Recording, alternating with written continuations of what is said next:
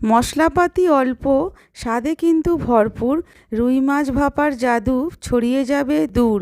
এক নিমেষে তৈরি হবে ভাতের সাথে জুটি, দেখেই বলবে বাহ, নেই এই সুস্বাদু রেসিপির আর দুটি। তাহলে চলুন রেসিপিটা শিখে নেওয়া যাক। রেসিপিটার জন্য দেখুন আমি এখানে প্রথমেই নিয়ে নিয়েছি টাটকা তাজা লবণ হলুদ মাখানো রুই মাছ কয়েক টুকরো। এবার এই রুই মাছটাকে রান্না করার জন্য প্রথমেই আমাকে একটা পেস্ট বানিয়ে নিতে হবে।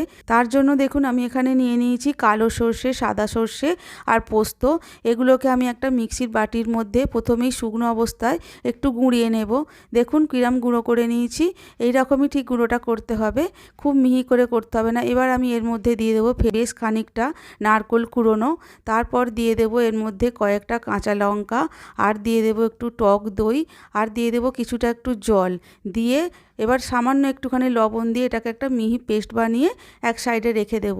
এবার চলুন এই মাছটাকে ভালোভাবে ভাপা করার জন্য কি করা যায় দেখে নেওয়া যাক। তার জন্য দেখুন এখানে আমি একটা বড় সাইজের টিফিন বাটি নিয়ে নিয়েছি।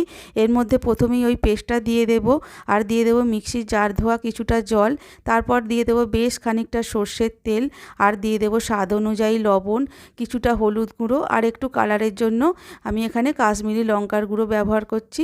দিয়ে এবার সব কিছু মিশিয়ে নিয়ে তার মধ্যে দিয়ে দেবো মাছগুলোকে ভালোভাবে সব কিছু মশলার সঙ্গে একটু মাখিয়ে নেব।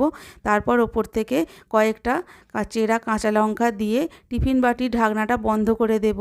দিয়ে এবার আমি একটা কড়াইয়ের মধ্যে গরম জল বসিয়েছি। দেখুন এই জলের মধ্যে টিফিন বাটিটা বসিয়ে দেবো, আর জলের লেয়ারটা আপনাদের খেয়াল রাখতে হবে যেন ঢাকনার ওপর পর্যন্ত না আসে, টিফিন বাটির নিচে পর্যন্তই থাকে।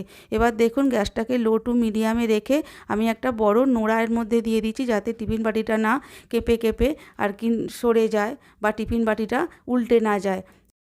এইভাবেই 15 মিনিট ভাপিয়ে নিলেই কিন্তু আজকে আমার রেসিপি তৈরি হয়ে যাবে রুই ভাপা। তাহলে কেমন লাগলো বন্ধুরা আজকের রেসিপিটা ভালো লেগে থাকলে ভিডিওটিকে অবশ্যই লাইক করবেন, বন্ধুদের সাথে শেয়ার করবেন, আর যদি ভালো লেগে থাকে চ্যানেলটিকে প্লিজ সাবস্ক্রাইব করে রাখবেন। তাহলে আজকের মতো এখানেই শেষ করছি, ধন্যবাদ।